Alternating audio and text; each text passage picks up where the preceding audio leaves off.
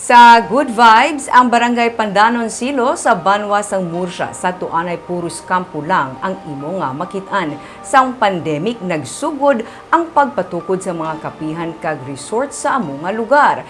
Gani ini karon ang nangin isa ka tourist destination. May report si Romeo Subaldo. Ang Barangay Pandanon Silos ang pinakaulihi nga barangay nga malabyan mo kung padulong ka sa Don Salvador Benedicto. Sa tuan ay puro kampo sang tubo ang makita sa barangay. Suno kay punong Barangay Edna Saldo, Pandanon Silos ang alan sang ilang nga barangay bangod sa mga dahon sang pandan.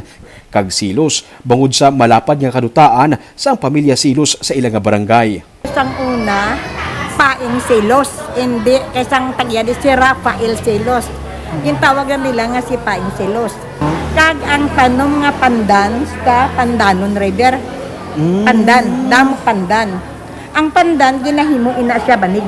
Sa nagsugod ng pandemic, may mga amat-amat nga nagbukas nga mga negosyo sa ilang nga barangay. Una diri ang Primera Parada Resort o kung mas kilala nga Primera Cafe, Botsilingon, First Drop, overlooking ini sa Mount Canlaon, kag sa Piak naman Mount Canlandog. Sa idalom, makita ang Pandanon River kag ang Bago River. May malapad nga kadutaan nga sang una ginapahalban sa baka. Sunod sa tag-iya nga si Lenny Garcia, katubuhan ini sang una nga gin-convert nila sa isa ka cafe resort bangod sang matahom nga view.